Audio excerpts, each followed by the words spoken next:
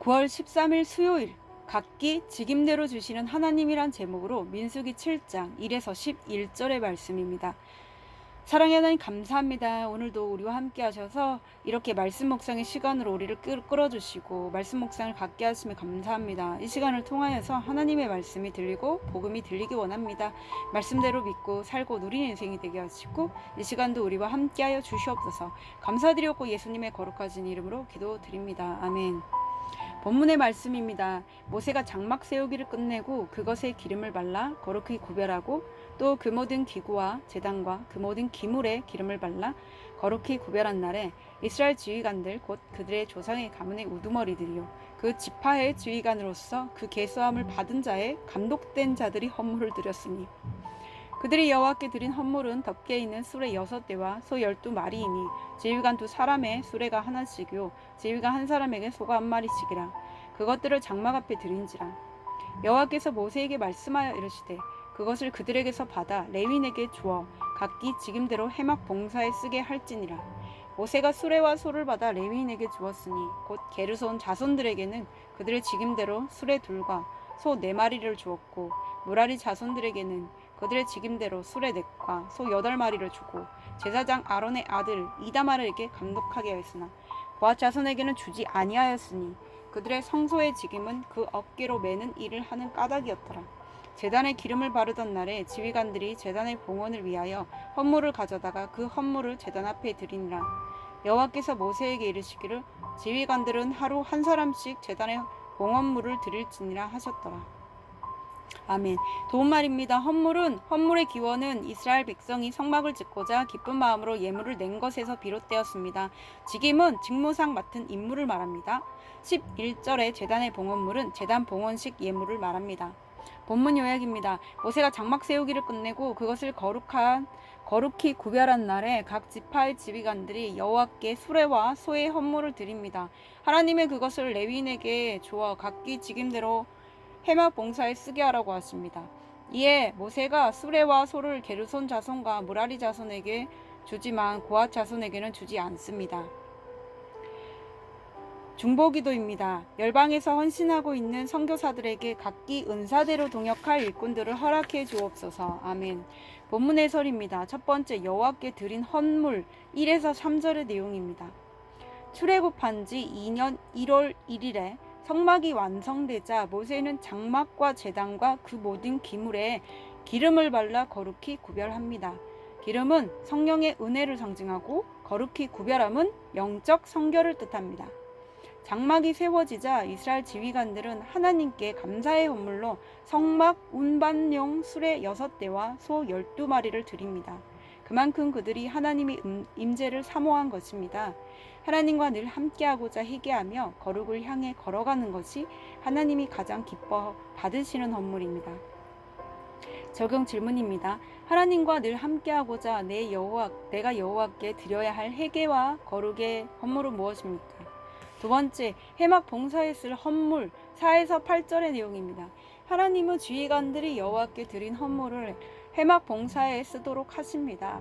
그래서 게르손 자손은 수레 2과 소 4마리를 받는데 이는 그들이 성막의 휘장들과 해막과 덮개를 관리하는 일을 맡았기 때문입니다. 그리고 무라리 자손은 무려 수레 4과 소 8마리나 받는데 이는 그들의 직무가 크고 무거운 장막의 널판과 그 부속물을 옮기고 설치하는 일이었기 때문입니다. 이처럼 구원을 위해 자신의 예물을 쓰는 자에게 하나님은 필요한 것을 풍성히 공급해 주십니다. 적용 질문입니다. 영혼 구원과 성김을 위해 나의 예물을 쓸 때 하나님이 필요한 것을 어떻게 공급해 주셨습니까? 세 번째, 주지 않으신 헌물 9에서 11절의 내용입니다. 고앗 자손은 성막의 증거계와 떡상과 등잔대와 분향단과 제단을 운반하는 일을 맡았습니다. 그들은 수레와 소의 도움 없이 이 지성물을 직접 어깨에 메고 이동해야 했습니다. 이처럼 하나님이 내게 헌물을 주지 않으셨다면 그것은 내가 받은 직임의 영광이 커서 나를 교만하지 않게 하시려는 것입니다. 하나님이 각기 직임대로 모든 것을 선하고 알맞게 주신 것을 믿고 자신의 경계를 지키며 맡은 역할에 충성하는 자가 자기 헌물을 제단 앞에 드리는 지휘관입니다. 적용 질문입니다. 하나님이 내게 주지 않으신 헌물은 무엇입니까? 헌물은 없지만 내가 어깨에 메고 가야 하는 영광스러운 성소의 직임은 무엇입니까? 오늘 기도하기는 제게 성령의 기름을 발라 회개와 거룩의 헌물을 주께 드리게 하옵소서. 제게 주신 것을 구원을 위해 사용하여 나의 무거운 짐을 대신 져주시는 주의 자비를 경험하게 하옵소서. 각기 직임대로 필요한 것을 주시는 주의 선하심을 신뢰하며 내 십자가를 어깨에 메고 사명의 길을 걷게 하옵소서. 아멘. 묵상 간증입니다. 각자 맡은 역할 잘하자라는 대목으로 문치영님의 말씀 적용문입니다. 저는 아버지의 폭력과 무책임으로 가족이 뿔뿔이 흩어지는 상처를 입고 어린 시절을 보육원에서 보내야 했습니다. 그래서 어느새 저의 좌우명은 자기가 맡은 역할을 잘하자가 되었습니다. 결혼 후에는 가족의 의식주를 책임지는 것을 저의 역할이라 여기며 열심히 살았습니다. 그리고 아내와 아들에게도 각자 맡은 역할을 잘하라고 강요했습니다. 그러나 아들은 공부는 늘 뒷전이고 학생 신분에서 벗어나는 일탈 행동을 했습니다. 이에 저는 아들에게 매도 들고 야단도 쳐봤지만 아무 소용이 없었습니다. 모세는 장막과 기물들을 거룩히 구별하고자 그것들의 기름을 바릅니다. 이처럼 가정을 이루었으면 사랑으로 가정을 돌보아야 하는데 저는 사랑은 없고 오직 역할만을 강조했습니다. 그러니 아들과의 관계는 점점 소원해졌고 아들은 이 집에서 벗어나는 것만이 해결책이라 여기며 마음의 문을 닫았습니다. 그 무렵 저는 아내의 권유로 믿음의 공동체에 속하게 되었습니다. 그리고 구속사의 말씀을 들으면서 아들조차 사랑하지 못하는 나 자신을 돌아보며 회개하게 되었습니다. 그러나 변하지 않는 저로 인해 아들이 집을 나가는 일이 벌어졌습니다. 어느 날 아들이 학원에서 배울 것이 있으니 도와주세요 라고 하자 저는 제대로 하지 않을 거면 하지도 마 라는 말로 상처를 주었습니다. 그 일을 계기로 아들은 그동안 마음에 담아놨던 분을 쏟아내고 집을 나간 것이었습니다.